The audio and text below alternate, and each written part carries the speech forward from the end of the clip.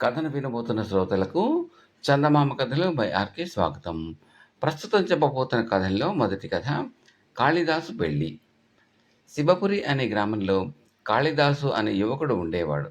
వాడికి చిన్నతనంలోనే తల్లి తండ్రి పోవడంతో గ్రామస్తులకు చిన్న చిన్న పనులు చేసి పెడుతూ సాయపడుతూ వాడు పొట్ట నింపుకునేవాడు. ఆ గ్రామంలోనే మల్లన్న అనే వస్తాదు ఉన్నాడు. నా అన్నవారు ఎవరూ లేని కాళిదాసు అంటే అతనికి వల్లమాలిన అభిమానం. ఆ అభిమానంతో మల్లన్న కాళిదాసుకు సామగ్రిడి విద్యలు నేర్పాడు. కర్రసాములో అద్భుతమైన ప్రజ్ఞా పాఠవాలు సంపాదించగలిగాడు కాళిదాసు. వాడు కర్ర తిప్పుతూ ఉంటే చూసేవాళ్లకు దాని శబ్దం వినిపించేదే కానీ కర్ర మాత్రం కనిపించేది కాదు. యుక్త వయస్కుడైనాక కాళిదాసుకు వివాహం చేసుకోవాలన్న ఆలోచన వచ్చింది. కానీ అనాథ, పేదవాడు అన్న కారణాల వల్ల అతడికి ఎవరో పిల్లనిచ్చేందుకు ఇష్టపడలేదు. తన మంచితనం చూసి ఎవరో ఒకరు తమ కుమార్తెను ఇచ్చి పెళ్లి చేస్తారని ఆశించిన కాళిదాసుకు అలా జరగకపోవడంతో ఎంతో బాధ కలిగింది. శివపురి గ్రామ జమీందారు పేరు మహానందుడు. ఆయన తన కుమార్తెకు ఘనంగా పెళ్లి జరిపి ఆమెను దూర గ్రామంలో ఉన్న అత్తవారింటికి పంపదలిచాడు. అయితే గ్రామ మార్గంలో ఉన్న చిట్టడవుల్లో బందిపోట్ల పడేది ఎక్కువ. ఈ పరిస్థితిలో తన కుమార్తెను విలువైన ఆభరణాలతో అత్తవారింటికి పంపడం ఎలా అని జమీందారు ఆలోచించసాగాడు. గ్రామ పెద్ద ఆయనతో, అమ్మాయి వెళ్ళే మేనా వెంట ఎలానో మీ నౌకర్లు కొందరుంటారు కదా, వాళ్లతో పాటు కాళిదాసును కూడా పంపండి. వాడు కర్రసామలు మంచి దిట్ట. 10 మంది బందిపోట్లనైనా వాడు తరిమి కొట్టగలడు అన్నాడు. జమీందారు ఆ విధంగానే చేశాడు. ఆయన భయపడినట్టే అడవిలో 10 మంది బందిపోట్లు మేనాను అటకాయించారు. వాళ్ళను చూసి జమీందారు నౌకర్లు చెల్లాచెదురుగా పారిపోయారు. అయితే కాళిదాసు తన బాణాకరతో బందిపోట్ల ముందు గురికి అందినవాడిని అందినట్టు బలంగా కొట్టసాగాడు. వాడి ధాటికి నిలవలేక బందిపోట్లు పరారయ్యారు. జమీందారు కుమార్తె క్షేమంగా అత్తవారి ఇల్లు చేరింది. గ్రామానికి తిరిగి వచ్చిన కాళిదాసును అందరూ తెగమెచ్చుకున్నారు. గ్రామ పెద్దవాడితో, నీ పంట పండింది, నువ్వు చేసిన సహాయానికి జమీందారు గారు ధన రూపంలో చాలా పెద్ద మొత్తం బహూకరిస్తారు అన్నాడు. కానీ జమీందారు కాళిదాసుకు దర్శనం ఇవ్వకపోగా నౌకరు చేత వాడికి 4 వరహాలు పంపి ఊరుకున్నాడు. దానితో కాళిదాసుకు మనుషుల మంచితనం మీద పూర్తిగా నమ్మకం పోయింది. వాడు గ్రామం వదిలి మరెక్కడికైనా పోవాలి అన్న ఆలోచన చేయసాగాడు. అలాంటి సమయంలో ఒక రాత్రి వేళ వాడి దగ్గరకు వచ్చిన ఒక మనిషి, నన్ను పోల్చుకున్నావో లేదు, ఆ మధ్య అడవిలోని బాణాకర్ర దెబ్బలు తిన్న బందిపోట్లలో నేను ఒకణ్ణి. నీ వంటి వాడు మాలో చేరితే నీకు మాకు కూడా లాభమే. దొరికిన సొమ్ములో 5వ వంతు వాటా ఇస్తాము, మాలో చేరు అని కోరాడు. డబ్బు ఎలా సంపాదించినా జనం బ్రహ్మరథం పడతారు అని ఎవరో ఒక సందర్భంలో అన్నమాట ఆ సమయంలో కాళిదాసుకు గుర్తు వచ్చింది. వాడు దొంగల ముఠాలో చేరడానికి సమ్మతించాడు. ఒకనాడు కాళిదాసు మిగతా దొంగలతో పాటు అడవి దారిన పోతున్న ప్రయాణికుడిని అడ్డగించి, ఉన్న డబ్బంతా అక్కడ పెట్టు అని బెదిరించాడు. ప్రయాణికుడు ప్రాణభీతితో వణికిపోతూ తన సంచిలోని 100 వరహాలు తీసి కాళిదాసుకు ఇస్తూ, బాబు, ఇది నా కూతురు పెళ్లికని కష్టపడి సంపాదించిన డబ్బు, ఇది పోతే ఇక దానికి పెళ్లి యోగం లేనట్టే అని కళ్ళనీళ్లు పెట్టుకున్నాడు. ఇది చూసి కాళిదాసు కాస్త జాలిపడ్డాడు. అది గమనించిన మిగతా దొంగలు, వాళ్ళు అలాగే కళ్ళనీళ్లు పెట్టుకుంటారు, మనం జాలి పడకూడదు అన్నారు. ఇతను చెప్పేది నిజంలాగా కనిపిస్తోంది, సొమ్ముతో సహా వదిలేద్దాం అన్నాడు కాళిదాసు. ఇందుకు మిగతా దొంగలు ఒప్పుకోక, ఈ క్షణమే నీతో తెగదెంపులు చేసుకుంటున్నాం, నీ తిప్పలను ఒప్పడు, మాకు మాత్రం అడ్డు రాకు అని వెళ్ళిపోయారు. ప్రయాణికుడు ఆపద తప్పినందుకు కాళిదాసుకు నమస్కరించి, బాబు, నన్ను ఆపదలో ఆదుకున్నావు, చూడబోతే మంచివాడిలా ఉన్నావు, ఈ దొంగలలో ఎందుకు చేరావు అని అడిగారు. తన మంచితనం తనకు ఎలాంటి సాయం చేయకపోవడంతో తాను దొంగల్లో కలిసినట్టు కాళిదాసు చెప్పాడు. అందుకు ప్రయాణికుడు, నువ్వు అనుకున్నది తప్పు, మంచికి అంతా మంచే జరుగుతుంది, మనం తొందరపడకూడదు. నా పేరు వినమ్రుడు, రాజుగారి కొలువులో నౌకరును, నా వెంట వస్తే అక్కడ నీకేదైనా పని దొరుకుతుందేమో ప్రయత్నిస్తాను అన్నాడు. కాళిదాసు వినమ్రుడితో బయలుదేరాడు. వాళ్ళు కొంత దూరం వెళ్ళాక వాళ్ళకి ఒక భయంకర దృశ్యం కనిపించింది. కరాళకంఠుడు అనే ఒక రాక్షసుడు ఎడమ చేత్తో ఒక మనిషిని ఎత్తి పట్టుకుని తినబోతున్నాడు. ఆ మనిషి తాలూకు పంచకళ్యాణి గుర్రం పెద్దగా సకిలిస్తూ అక్కడ నుంచి పారిపోతున్నది. అది చూసి వినమ్రుడు వణికిపోతూ కాళిదాసుతో, ఆ రాక్షసుడు తినబోయేది మరెవరినో కాదు, మా మహారాజు విద్యాధరుడినే అన్నాడు. కాళిదాసు ధైర్యంగా రాక్షసు కేసే నడిచాడు. కరాళకంఠుడు వికటాటహాసం చేసి రాజును వదిలి, ఒరే ఎవడివిరా నువ్వు, నన్ను చూసి పారిపోక ధైర్యంగా నా దగ్గరకే వస్తున్నావా అన్నాడు. నేను ఎవడినైతే నీకేమి, ఇలా మనుషులను చంపి తినడం నీచం అని నీకు తెలియదా అని అడిగాడు కాళిదాసు రాక్షసుడిని. నేను రాక్షసుడిని, అయితే కొన్ని నీతి నియమాలు ఉన్నవాణ్ణి. రోజుకు ఒక్క మనిషిని మాత్రమే చంపి తింటాను, అందువల్ల నువ్వు బతికిపోయావు, ఇక వెళ్ళు అన్నాడు రాక్షసుడు.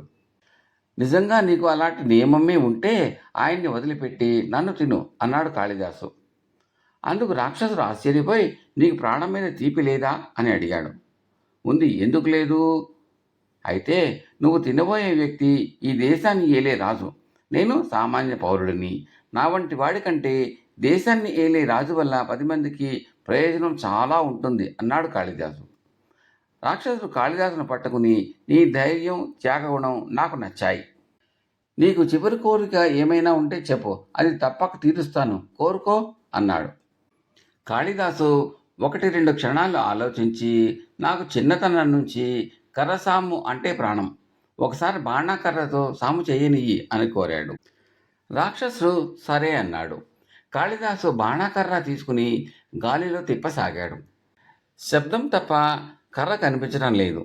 అది చూసి రాక్షసుడు ఆశ్చర్యపోయి, కర్రసాములో నీ ప్రావీణ్యం అద్భుతం, నాకు నేర్పుతావా అని అడిగాడు. కాళిదాసు రాక్షసుడికి కర్ర ఎలా పట్టుకోవాలో, దాన్ని ఎలా తిప్పాలో, ఆ తిప్పడంలోని మెలకువలు వాడికి అర్థమయ్యే రీతిలో చాలా బాగా చెప్పాడు. రాక్షసుడు సంతృప్తి చెంది కాళిదాసుతో, నువ్వు ఇప్పుడు నాకు గురువువి, గురుదక్షిణ నీకు ఏం కావాలో కోరుకో అన్నాడు. నువ్వు ఇక నుంచి జంతు మాంసంతోనే కడుపు నింపుకుని బతకాలి, మనుషులను చంపకూడదు, ఇదే నేను కోరుకునే గురుదక్షిణ అన్నాడు. అందుకు రాక్షసుడు కొంచెంసేపు మౌనంగా ఊరుకుని, నువ్వు కోరే గురుదక్షిణ నాకు చాలా కష్టసాధ్యమైనది, సరే మనిద్దరం ఒక ఒప్పందానికి వద్దాం. నేను నీకు మరొక కానుక ఇద్దామనుకుంటున్నాను. అది నీవు వద్దనగలిగితే నువ్వు కోరిన విధంగా నరమాంస భక్షణ మానివేస్తాను అని కాళిదాసును రాజును దాపులోనే ఉన్న ఒక గుహలోకి తీసుకుపోయాడు. అక్కడ ఎన్నో బంగారు ఆభరణాలు రాసులుగా పోసి ఉన్నవి. రాక్షసుడు కాళిదాసుతో, వీటిని నీకు గురుదక్షిణగా సమర్పిద్దామనుకుంటున్నాను. ఇప్పుడు చెప్పు, నిన్ను భాగ్యవంతుని చేసే ఈ ధనరాశులను గురుదక్షిణగా స్వీకరిస్తావా, లేక నీకు ఏమాత్రము ప్రయోజనం కలిగించని నీ మొదటి కోరిక కోరుతావా అన్నాడు. కాళిదాసు చిన్నగా నవ్వి, ఈ ధనరాశులను చూసి నేను ప్రలోభపడతాను అనుకున్నావా? నువ్వు నరమాంసం మానివేయటమే నాకు ఇవ్వగల అసలైన గురుదక్షిణ అని జవాబిచ్చాడు. అతని మాటలకు రాక్షసుడు తృప్తిగా తలాడించి, నేను ఆడి తప్పను, అలాగే చేస్తాను. అయితే ఒక్క మాట, మీ మానవులు చపల చిత్తులు, ఏనాడైనా నీవు నా దగ్గరకు వచ్చి ఓడిపోయానని ఒప్పుకున్నా నీకు ఈ బంగారం ఇచ్చివేసి తిరిగి నేను నరమాంస భక్షణ కోరుకుంటాను. అంతేకాదు, రాజ్యం మీద పడి దొరికిన వాళ్లను దొరికినట్టు చంపుకు తింటాను అన్నాడు. ఆ పరిస్థితి ఎన్నటికి రానియను అని కాళిదాసు రాక్షసుడితో చెప్పి రాజు విన్నమ్రుడితో కలిసి బయలుదేరి రాజధాని నగరం చేరాడు. రాజు విద్యాధరుడు కాళిదాసు గురించి పూర్తిగా విని ఎంతగానో సంతోషించి అతడికి తన ఏకైక పుత్రికను ఇచ్చి వివాహం చేయదలిచాడు. అందుకు రాణి అభ్యంతరం చెప్పగా ఆయన, కాళిదాసు అన్ని విధాలా మనకు అల్లుడు కాదగినవాడు, అతడికి మంచితనం మీద నమ్మకం పోవడం వల్లనే అతడు దొంగల్లో చేరాడు. అయినా ఆ మంచితనం చెడును అడ్డినందువల్ల మన నౌకరును దొంగల బారి నుంచి కాపాడాడు, నన్ను రాక్షసుల నుంచి కాపాడాడు, తన ప్రాణాలను ఒడ్డి మరీ పోరాడాడు. ధనరాశుల కన్నా ప్రజల ప్రాణాలు ముఖ్యం అన్న నమ్మకం కొద్దీ రాక్షసుడు ఇవ్వచొప్పిన బంగారాన్ని నిరాకరించాడు. ఇతని కంటే ఈ దేశానికి భవిష్యత్తులో కానున్న రాజుకు కావలసిన అర్హతలు ఏమిటి అని ప్రశ్నించాడు. ఇది విన్న రాణికి తన కుమార్తెకు కాళిదాసు కన్నా ఉత్తమ వరుడు లభించడు అన్న నమ్మకం కలిగింది. ఆ తర్వాత కొద్ది రోజుల్లోనే రాజకుమార్తెతో కాళిదాసుకు అత్యంత వైభవంగా వివాహం జరిగింది. కథ సమాప్తం. రెండవ కథ, దెయ్యాల ఆట. కోటవలస అనే ఊళ్ళో సోమరాజు, రామతిలకం అనే దంపతులు నివసించేవారు. ఒకసారి వారు పక్కనే ఉన్న రామభద్రపురం సంత నుంచి సరుకులు కొనుక్కుని సాయంత్రం బయలుదేరాక పక్కనే ఉన్న చిట్టడవి పక్కగా ప్రయాణిస్తూ ఉండగా ఆకాశమంతా అకస్మాత్తుగా మేఘాలు కమ్మాయి. ఇంకా ముందుకు వెళ్ళాలంటే తమ ఊరు కోటవలస 2 కోసుల దూరం ఉన్నది. ఈ లోపల వర్షం తప్పేటట్టు లేదు.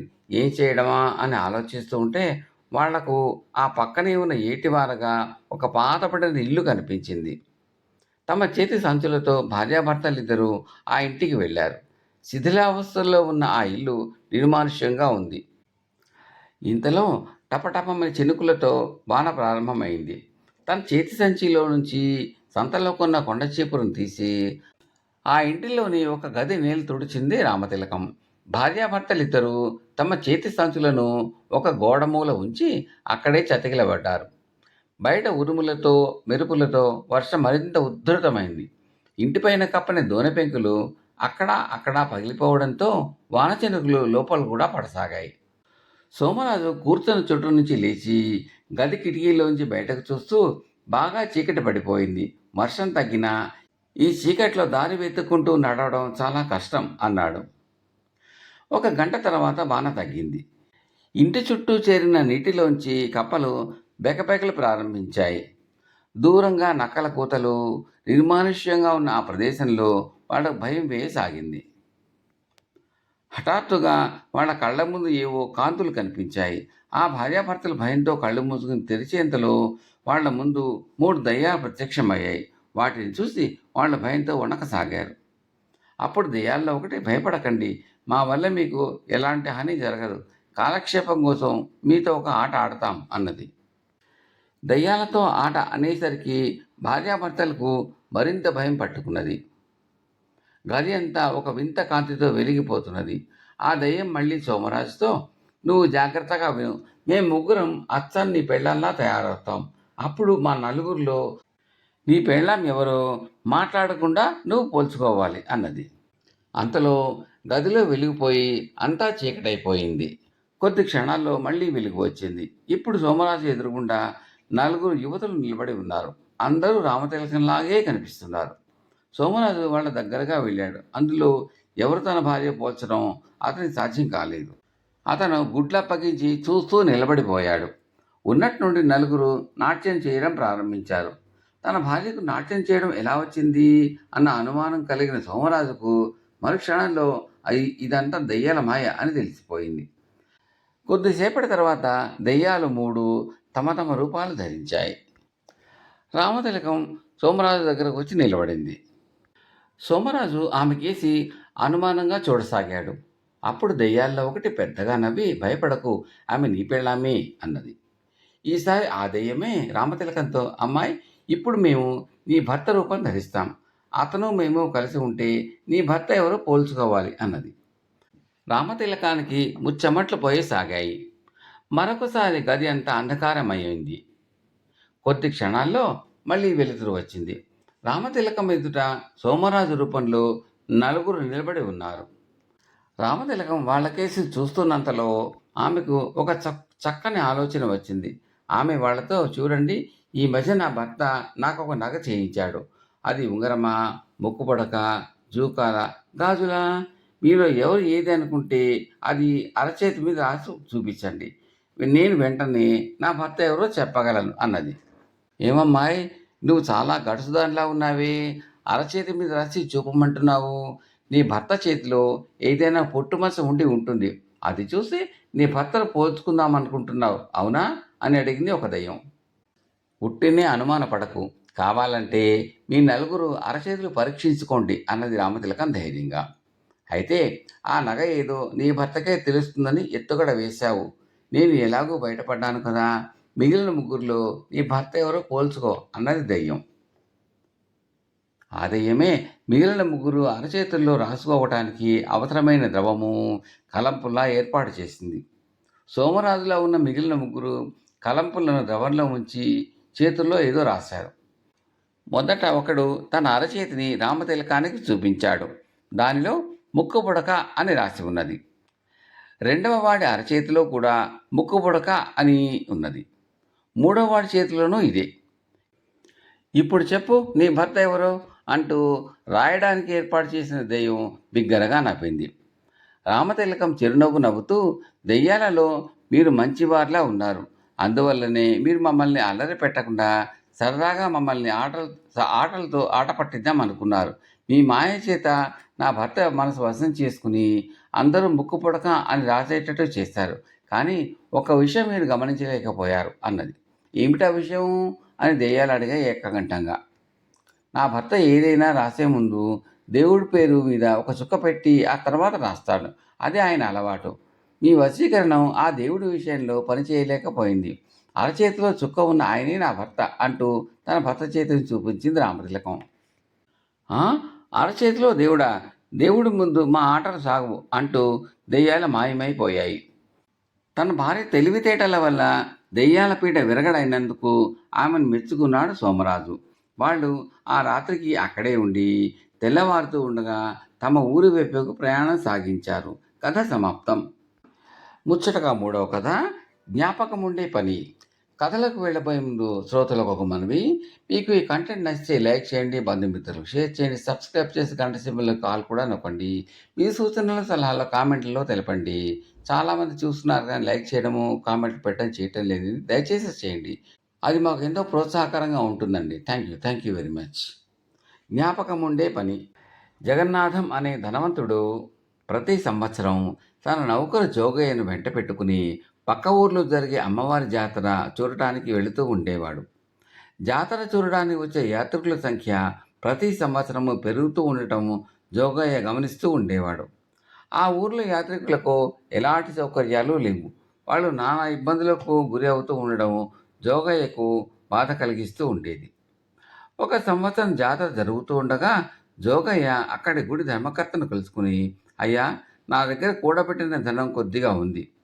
నేను బతికినన్నాళ్ళు బతకపోవచ్చు. నేను కూడబెట్టిన డబ్బు అవసరము నాకు కలక్కపోవచ్చు. కనుక ఈ డబ్బుతో వచ్చిన నాళ్ళు జాతరలలో చలివేంద్రాలు తెరిపించి యాత్రికులకు సహాయపడండి అని ఒక డబ్బు సంచిని ఆయన చేతిలో పెట్టాడు.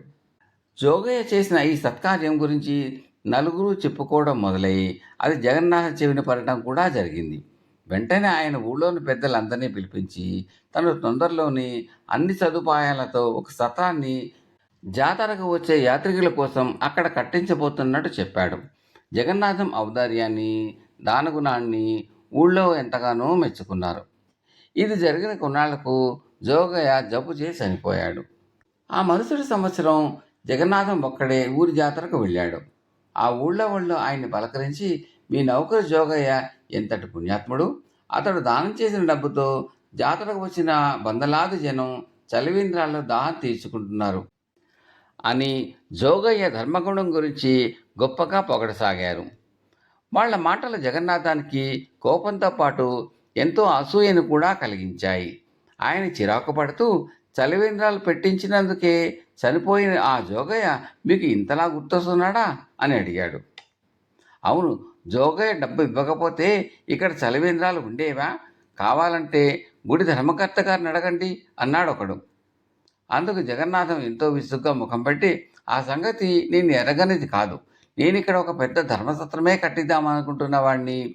ఏదో మాట వరుసకు అడుగుతున్నాను. రేపు నేను చనిపోయాక నన్ను గురించి మీరు అనుకోబోయేది ఏమిటో కూడా ఇప్పుడు వినాలని ఉన్నది అన్నాడు. అప్పుడు జనంలోంచి ఒక వృద్ధుడు ముందుకు వచ్చి, అయ్యా, చనిపోయిన ఒక మనిషిని గురించిన ప్రస్తావన వచ్చినప్పుడు అతడు చేసిన మంచి పని అది ఎంత చిన్నదైనా లోకులు ఎప్పటికీ కృతజ్ఞతతో గుర్తు చేసుకుంటూనే ఉంటారు. అంతేకాని అతడు చేద్దామనుకుంటున్న పెద్ద పనుల గురించి మాత్రం కాదు అన్నాడు. జగన్నాథానికి వృద్ధుని మాటలోని వ్యంగ్యం అర్థమైంది. ఆ సంవత్సరమే ఆయన ఆ ఊర్లో సకల సదుపాయాలతో చక్కటి సత్రాన్ని కట్టించి తను ప్రజల మధ్య చేసిన వాగ్దానం నిలబెట్టుకున్నాడు. కథ సమాప్తం.